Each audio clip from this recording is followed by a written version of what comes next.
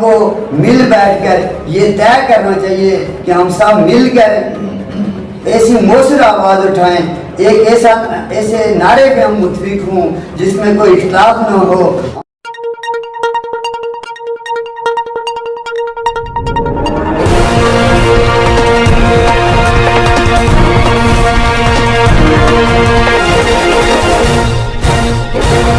السلام علیکم ناظرین، آپ دیکھ رہے ہیں KPNHT اور میں ہوں علی زالی۔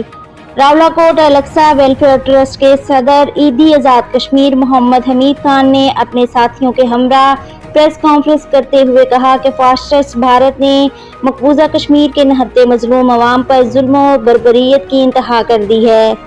حریت رہنما chairman Jammu Kashmir liberation front Yasin Malik کو سزا دینا بھارت کی بخلاہٹ کا منہ بولتا ثبوت ہے۔ عظیم کشمیری لیڈر یاسین ملک کشمیری قوم کا قیمتی اثاثہ ہیں۔ کشمیر کی آزادی اور کشمیری عوام کے حقوق کے لیے آواز اٹھانا کوئی جرم نہیں۔ بھارت کے اس اقدام سے کشمیریوں کی آزادی کی آواز کو دبایا نہیں جا سکتا۔ ہمارا مطالبہ ہے کہ انسانی حقوق کی تنظیمیں بھارت کے ایسے ہتھ کنڈوں کا فوری نوٹس لیں۔ یاسین ملک کشمیریوں کی توانا آواز ہے جس کو دبانے کی کوشش کی جا رہی ہے۔ کشمیری قیادت کو اس طرح جھوٹے مقدمات میں پھنسا کر بھارت اپنے مقصد میں کبھی کامیاب نہیں ہو سکتا۔ موجودہ حالات میں پاکستان اور آزاد کشمیر کی عوام اور سیاستدانوں کو یکجا ہو کر یاسین ملک کی رہائی کے لیے اقدامات اٹھانے ہوں گے۔ ان کا کہنا تھا کہ عالمی برادری اور انسانی حقوق کی تنظیموں کی خاموشی لمحہ فکریہ ہے۔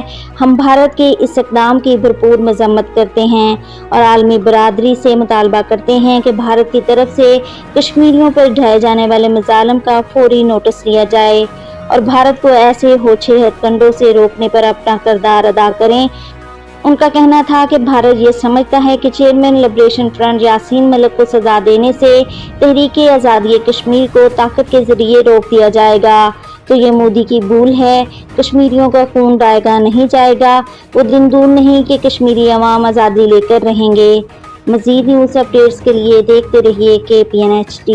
وہ اپنی جانوں اور مالوں سے لڑ کر جہاد کر سکتے ہیں اور وہ مقیم ضلع کو آزاد کر سکتے ہیں، تو میں بھی یہ آزاد کشمیر کی سب عوام کو کہنا چاہوں گا، زندگی بڑی مختصر ہے، ہمیں کیا پتا کہاں پر ہماری موت آئے گی، لیکن سب کو اللہ تعالیٰ سب سے زیادہ اللہ تعالیٰ کو جو پسند ہے وہ شہادت کی موت پسند ہے۔ تو اللہ تعالیٰ ہم سب کو ہر وقت اور بالخصوص جو ہمارے ساتھ غازی ملت پریس کلب کے سب مسلمان ہمارے بھائی ہیں، اس وقت ہم مسلم ممالک تو دور کی بات، ہم کسی غیر مسلم ممالک کے خلاف بھی بات نہ کریں، صرف اور صرف ہندوستان انڈیا ہمارا دشمن ہے، ہم اس کے خلاف اکٹھے ہو کر لڑیں، اپنے اندر اتحاد و اتفاق پیدا کریں تو انشاءاللہ بہت جلد ہمیں کامیابی ملنے والی ہے۔